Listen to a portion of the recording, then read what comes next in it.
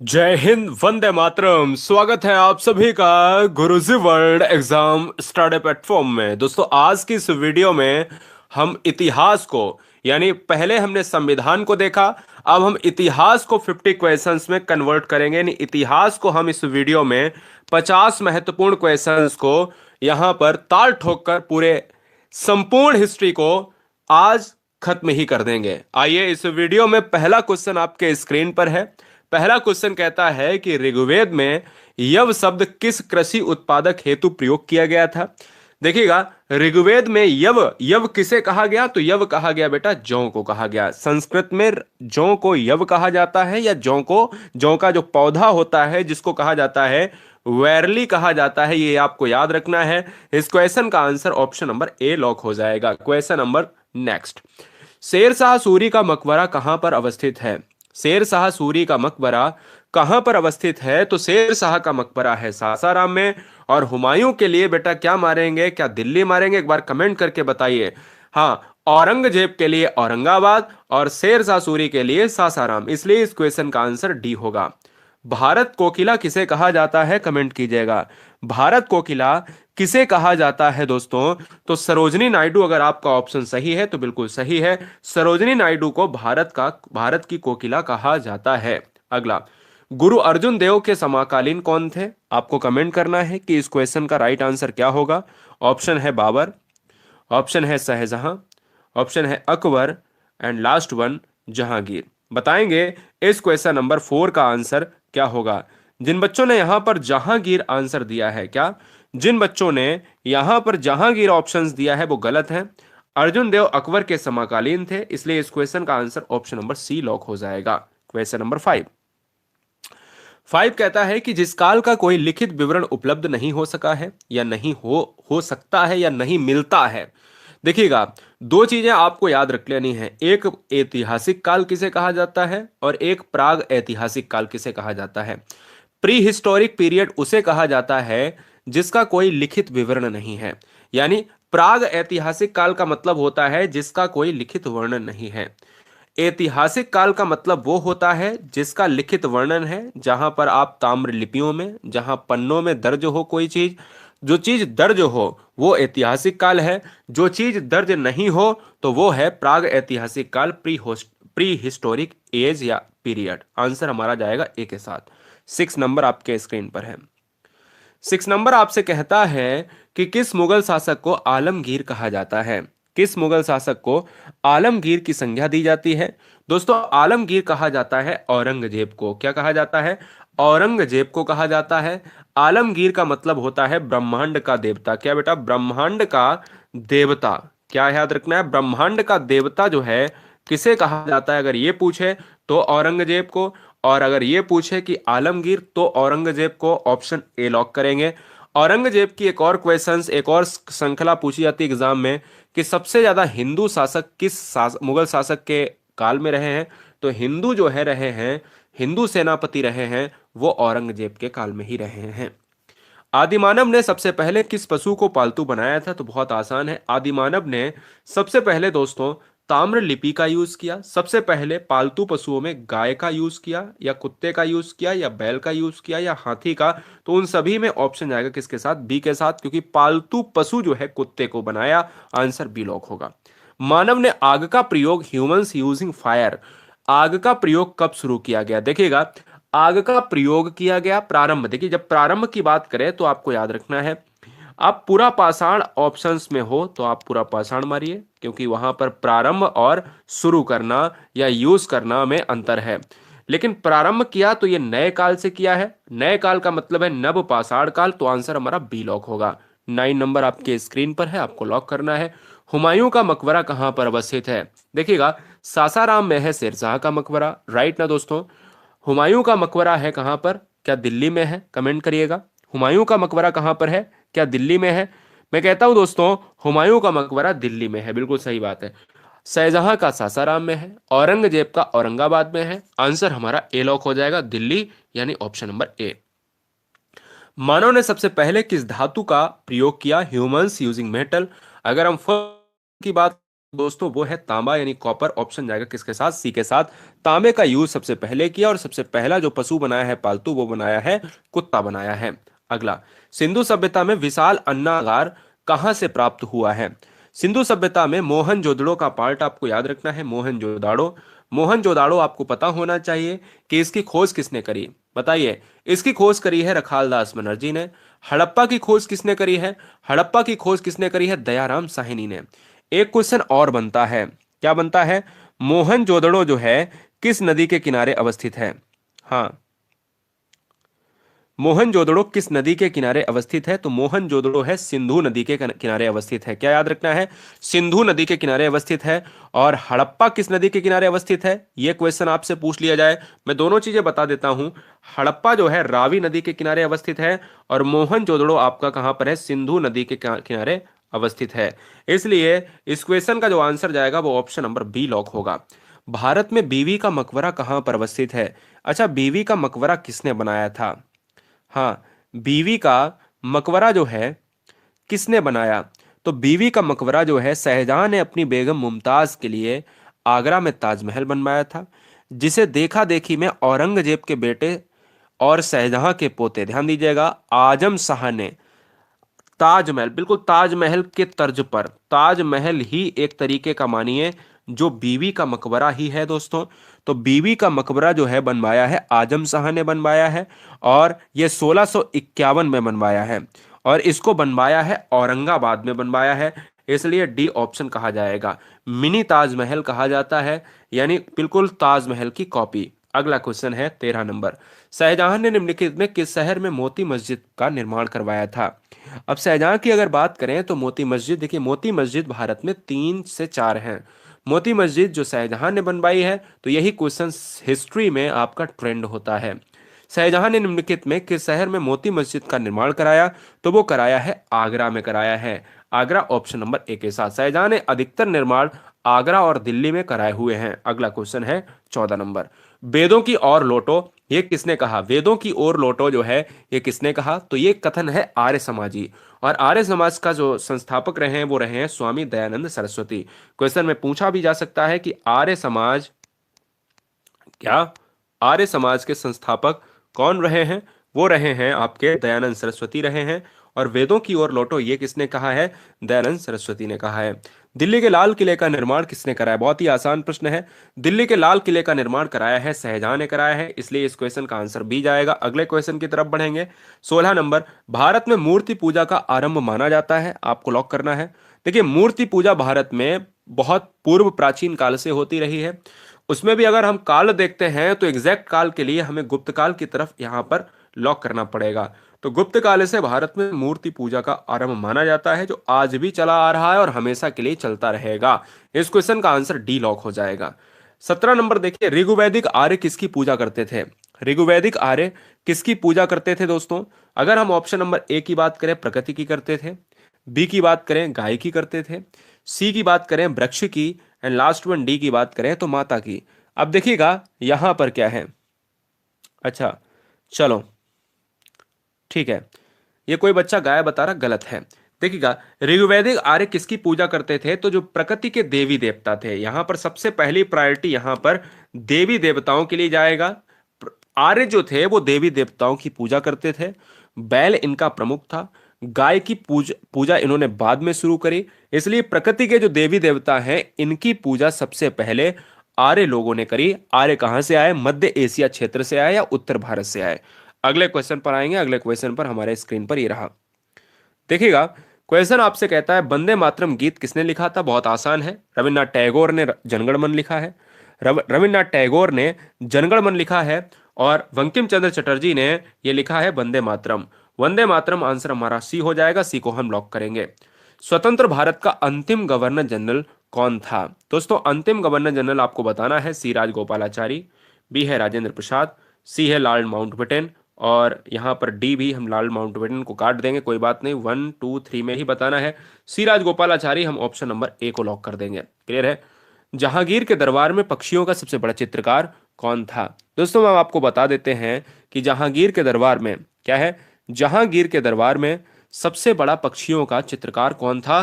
तो वो था मंसूर। क्वेश्चन में ऐसे भी पूछा जा चुका है कि मंसूर निम्नलिखित में क्या था? मंसूर मुगल शासन में क्या था? चित्रकार था, है ना, चित्रकार था, या स्थापत्य कला का जादूगर था, कुछ भी आप कहीं ना कहीं कह सकते हो। तो वहां पर चित्रकार मंसूर तो बहुत प्रसिद्ध है। क्लियर है? तो इसलिए इस क्वेश्चन का जो राइट आंसर है वो ऑप्शन नंबर ए लॉक हो जाएगा। थैंक यू, बहुत बढ़िया। किस बादशाह के अंतर्गत मुगल सेना में सर्वाधिक हिंदू सेनापति थे? मैंने आपको कहा कि औरंगजेब इस क्वेश्चन का आंसर हो जाएगा। औरंगजेब को कहा जाता था, आलमगीर कहा जाता था। आलमगीर यानी ब्रह्मांड का देवता।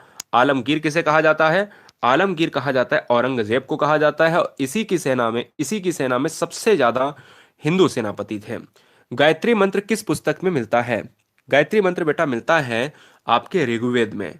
ऋग्वेद का मतलब है कि ऋग्वेद एक ऐसा वेद जिसको प्राचीन वेद की संज्ञा दी जाती है। प्राचीन वेद ऋग्वेद को कहा जाता है। गायत्री मंत्र का उल्लेख यहीं पर मिलता है। वेदों की अगर मैं बात करूं तो वेदों की जो संख्या है वो दोस्तों कहा जाता है 4 है। 3 वेद पहले माने गए थे, बाद में एक अथर्व वेद को जोड़ दिया गया है। अगला क्वेश्चन है 23 नंबर। हम जल्दी आ जाएंगे, क्या कहा है, कोई दिक्कत नहीं है, हम जल्द ही आ जाएंगे। हम अपने आप को लुप्त नहीं रखते हैं, टेंशन ना लो। Question number next.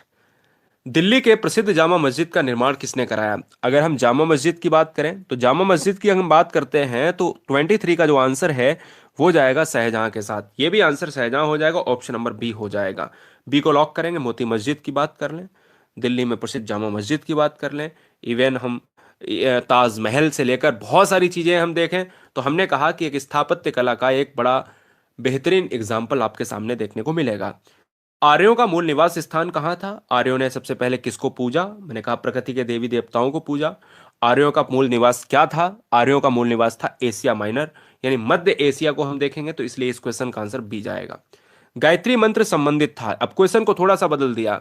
अब वहां पर क्वेश्चन बड़ा था, यहाँ पर बिल्कुल एग्जैक्ट रूप में पूछ लिया गायत्री मंत्र। तो गायत्री मंत्र ऋग्वेद में है तो ऋग्वेद में ही रहेगा। क्वेश्चंस इधर उधर करके पूछ ले तो क्या आंसर बदल जाएगा? नहीं बदल जाएगा। और भारत में देखा जाए तो भारतीय परंपरा, हिंदू परंपरा में 4 वेद हैं। 1 2 3 4, है ना, ये 4 वेद हैं। 4 वेदों में आपको पता होना चाहिए कि प्राचीन वेद इसे कहा जाता है। गद्य और पद्य का वेद क्या है? गद्य और पद्य का वेद इसे कहा जाता है। इसको कहा जाता है संगीत का वेद, कहा जाता है संगीत का वेद। और इसे कहा जाता है जादू टोने का वेद कहा जाता है। अगला, मुगल शासन में जिले को किस नाम से जाना जाता है? मुगल शासन में जिले को किस नाम से जाना जाता है आपको बताना है। आपको पता होना चाहिए कि मुगल शासन में जिले को जाना जाता है सरकार के नाम से। इसलिए इस क्वेश्चन का आंसर बी हो जाएगा। जाना जाता है का मतलब था, ये आपको याद रखना है, क्योंकि मुगल शासन अब तो है नहीं, इसलिए इस क्वेश्चन का जो राइट आंसर है बी हो जाएगा। भारत में डच का सबसे प्रारंभिक उपनिवेश कहाँ था? जो डच आए, पुर्तगाली आए, भारत में अंग्रेज आए, है ना, तो इस तरीके से कहीं ना कहीं ये आपको फैक्ट याद रखना है कि भारत में सबसे पहले 1498 में भारत में कालीकट के मार्ग से वास्को डिगामा आया था। राजा जमोरिन ने उसका कालीकट पर स्वागत किया था केरल में, है ना। उसका मकसद ये था कि कहीं ना कहीं एक धन को आयात करना, और भारत में जो समुद्री मार्गों का खोज का श्रेय जाता है वो वास्को डिगामा को जाता है, यानी द वास्को डिगामा पुर्तगाली यात्री था। 27 नंबर का जो आंसर चला जाएगा वो किसके साथ जाएगा? मछलीपट्टनम हो जाएगा, इसलिए इस क्वेश्चन का आंसर ऑप्शन नंबर ए होगा। प्रसिद्ध संगीतज्ञ तानसेन का मकबरा स्थित है। तानसेन क्या है? तानसेन एक संगीतज्ञ थे। इनका मकबरा कहां पर स्थित है? इनका मकबरा है मध्य प्रदेश में है। और मध्य प्रदेश में कहां पर दोस्तों? वो है ग्वालियर में। आंसर हमारा डी होगा। किस मुगल बादशाह को जिंदा पीर कहा जाता था? अब जिंदा पीर देखिए, मैंने क्या कहा, आलमगीर किसे कहा जाता था, ब्रह्मांड का देवता किसे कहा जाता था, सबसे ज्यादा हिंदू सेनापति किसके शासनकाल में थे, किसकी सेना में थे, और जिंदा पीर किसे कहा जाता था? तो इन सभी का आंसर एक होगा, औरंगजेब। अगला, अकबर द्वारा बनाई गई कौन सी इमारत का नक्शा बौद्ध विहार की तरह है? केवल 50 क्वेश्चन है दोस्तों, टेंशन ना लीजिएगा। बहुत बढ़िया। देखिएगा दोस्तों, हमसे क्वेश्चन कह रहा है कि अकबर द्वारा बनाई गई कौन सी इमारत का नक्शा बौद्ध विहार की तरह है? तो पंचमहल। पंचमहल आपको पता होना चाहिए अकबर के द्वारा बनाया गया। बुलंद दरवाजा, जोधाबाई का महल, दीवाने खास। कहीं कहीं जोधाबाई जी नाराज हो जाती थी, अकबर ने उन चीजों को बनवाया कि नहीं, जोधाबाई को ये चाहिए, ये वाला महल चाहिए। तो इस क्वेश्चन का जो आंसर है फिलहाल बी जाएगा, वो उनकी एक अपनी समस्या है। सूफी सिलसिला मूलतः संबंधित है। सूफी की बात करें तो सूफी कहां से आएगा? सूफी इस्लाम से आएगा, आंसर सी होगा। इस्लामी रहस्यवादी आंदोलन को क्या कहा जाता रहा है? तो इस्लामी रहस्यवादी आंदोलन को क्या कहा जाता रहा है? सूफी आंदोलन कहा जाता रहा है। इसलिए इस क्वेश्चन का आंसर बी होगा। दलित और पिछड़े वर्गों के सुधारक कौन थे? Option number a Dayanand Saraswati, b है राजाराम मोहन राय जो ब्रह्म समाज के संस्थापक रहे हैं, डॉक्टर बी आर अम्बेडकर। तो आंसर जाएगा डॉक्टर बी आर अम्बेडकर के साथ, ऑप्शन नंबर सी लॉक होगा। बौद्ध ग्रंथ में पिटकों की रचना जो है निम्नलिखित में किस भाषा में की गई? अब क्वेश्चन में एक बनता है यहां पर फैक्ट वन, कहता पिटक किससे संबंधित है? तो पिटक है बौद्ध ग्रंथ से। दूसरा, रचना जो है किस भाषा में की गई है? तो यह भाषा है पाली दोस्तों, और पाली का मतलब है ऑप्शन नंबर ए, ये सबसे पुरानी भाषाओं में से एक है। किस शासक के शासनकाल में नेपाल में बौद्ध धर्म का गमन हुआ था? आपको पता होना चाहिए कि ऐसा कौन सा शासक था जिसके शासनकाल में नेपाल में बौद्ध धर्म का गमन हुआ था। यह राजा था अशोक। आपको पता होना चाहिए कि अशोक ने कहीं ना कहीं कलिंग युद्ध के बाद रक्तताप देखकर, रक्तपात को देखकर अपने आप को एक विक्षिप्त सा महसूस किया और कहीं ना कहीं बौद्ध धर्म के लिए उन्मुख हुए। आंसर हमारा डी लॉक होगा। अगला, सांची क्यों विख्यात है? सांची एक क्या है? सांची एक स्तूप है। पहली बात तो सांची एक स्तूप है, सबसे बड़ा बौद्ध का स्तूप। क्वेश्चन में आता है कि बौद्ध स्तूप है क्या? बिल्कुल बौद्ध स्तूप है, और सबसे बड़ा सांची का स्तूप माना जाता है एक स्तूप के रूप में, बौद्ध स्तूप। जातक किसका ग्रंथ है? जातक दोस्तों बौद्ध से संबंधित है। बौद्ध की बात करें तो गौतम बुद्ध इसके वास्तविक संस्थापक रहे हैं, जबकि जैन धर्म के वास्तविक संस्थापक कौन है? महावीर स्वामी। अगला, बुद्ध के गृह त्याग का प्रतीक क्या है? बुद्ध के गृह त्याग का प्रतीक क्या है? गृह त्याग के प्रतीक को माना जाता है घोड़ा माना जाता है। इसलिए इस क्वेश्चन का आंसर ऑप्शन नंबर ए यहां पर लॉक होगा। किसे एशिया की रोशनी कहा जाता है? लाइट ऑफ एशिया की बात करें तो दोस्तों यहां पर यह क्वेश्चन छूटा नहीं रहना चाहिए कि गौतम बुद्ध को लाइट ऑफ एशिया कहा जाता है, एशिया की रोशनी कहा जाता है। इसलिए इस क्वेश्चन का आंसर सी होगा। जैन परंपरा के अनुसार महावीर कौन से तीर्थंकर थे? अभी तक जैन धर्म में 24 तीर्थंकर हुए। 24 तीर्थंकर में 24वें जो है महावीर, और अंतिम ये यही रहे हैं। इसलिए इस क्वेश्चन का जो आंसर है वो ऑप्शन नंबर डी जाएगा। वास्तविक संस्थापक जैन धर्म का महावीर स्वामी को ही कहा जाता है। लास्ट के 10 क्वेश्चन आपके स्क्रीन पर गुजरेंगे धड़ाधड़, और 41 से हम 50 तक जाएंगे दोस्तों। बहुत बहुत सुंदर, बहुत सुंदर। आपसे कहता है जैन धर्म का आधारभूत बिंदु क्या है? आधारभूत बिंदु क्या है? यदि आप गुरुजी वर्ल्ड एग्जाम स्टडी प्लेटफॉर्म पर नए हैं तो आपको पता होना चाहिए कि रात्रि 8 बजे देश की नंबर 1 हिंदी और 10 बजे आपको जीके के सारे सेक्शन पढ़ाए जाते हैं। संविधान, इतिहास, भूगोल, कंप्यूटर, रीजनिंग, मैथ, सारी चीजें आपको रात्रि 10 बजे मिलेंगी। और रात्रि 8 बजे के लिए हिंदी के लिए सब बच्चे गुरुजी वर्ल्ड एग्जाम स्टडी प्लेटफॉर्म पर हैं तो सब्सक्राइब कर लें। जैन धर्म का आधारभूत श्रृंखला में अहिंसा को रखा गया है। अहिंसा समझते हो ना? अहिंसा होना चाहिए, जहां पर हिंसा नहीं की जा सकती है। जैन धर्म हमेशा एक बहुत ही, चाहे वो बैक्टीरिया चाहे वो वायरस हो, उसको भी कहीं ना कहीं तरजीह देता है कि हाँ, मरना नहीं चाहिए। महावीर स्वामी का जन्म कहां पर हुआ था? तो महावीर स्वामी का जन्म हुआ था कुंडग्राम में। कुंडग्राम यानी ऑप्शन नंबर ए जाएगा। अच्छा एक बात बताइए, जैन धर्म का पहला संस्थापक कौन था? निम्नलिखित में किस नगर में प्रथम बौद्ध संगति का आयोजन किया गया था? बौद्ध संगति की बात अगर करी जाए तो देखिएगा, राजगृह में हुआ था, और वैशाली में दूसरा हुआ था, ठीक है ना? हाँ, पाटिलपुत्र में तीसरा हुआ था, और कुंडल वन में हुआ था चौथा। तो अभी तक 4 बौद्ध संगति हुई हैं, जिसमें पहला यहां पर आपको याद रखना है, वैशाली में, कुंडलग्राम में, कुंडलवन में, राजगृह में, है ना, पाटिलपुत्र में। अगला क्वेश्चन, प्रसिद्ध पशुपति की मुहर, पशुपति जो सील है वो कहां से मिली? पशुपति सील मिली है मोहनजोदाड़ो से, जहां से अन्नागार मिला था। मोहनजोदाड़ो सिंध नदी के किनारे अवस्थित है, जबकि हड़प्पा रावी नदी के किनारे अवस्थित है। बौद्ध शिक्षा का केंद्र था, बौद्ध शिक्षा का केंद्र था दोस्तों सांची, विक्रमशिला, गया, अजंता में। विक्रमशिला इस क्वेश्चन का आंसर हो जाएगा बी ऑप्शन। गांधी जी जब दक्षिण अफ्रीका में थे तो उनके द्वारा निम्नलिखित में क्या प्रकाशित किया गया था? जिस समय गांधी जी साउथ अफ्रीका में थे उस समय एक पत्रिका का आयोजन उन्होंने लिखा रिटेन में, और उसका वहां से प्रकाशन किया।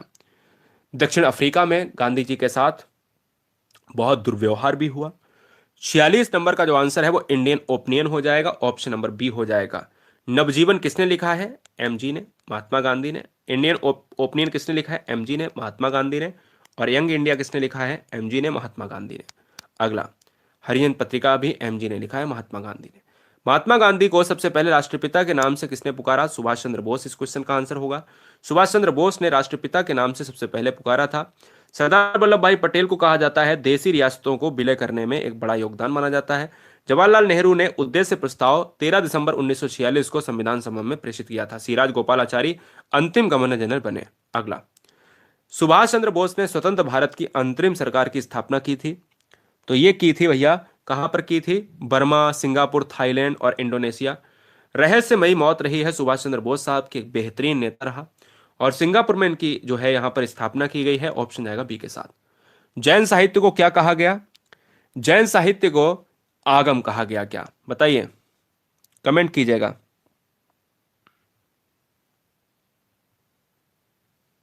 ठीक है, हाँ, आगम कहा गया है। साहित्य, जैन साहित्य की जो पुस्तक होती है वो आगम है। और आज का अंतिम प्रश्न आपके स्क्रीन पर है कि चाणक्य का अन्य नाम क्या था? तो चाणक्य का अन्य नाम आपको बताना है कमेंट करके। बहुत बढ़िया। गुरुजी वर्ल्ड एग्जाम स्टडी प्लेटफॉर्म में सभी बच्चे जो देख रहे हैं, एक साथ में सारे बच्चे यहाँ पर लाइक कर लेंगे वीडियो को, ठीक है ना? चलिए, बहुत सुंदर। तो इस क्वेश्चन का जो आंसर है वो विष्णुगुप्त हो जाएगा। मैं उम्मीद करता हूं कि सारे बच्चे गुरुजी वर्ल्ड एग्जाम स्टडी प्लेटफॉर्म पर रात्रि 8 बजे हिंदी, 10 बजे आपका जीके सेक्शन और सुबह 11 बजे एक एक्स्ट्रा क्लास होती है। Love you guys.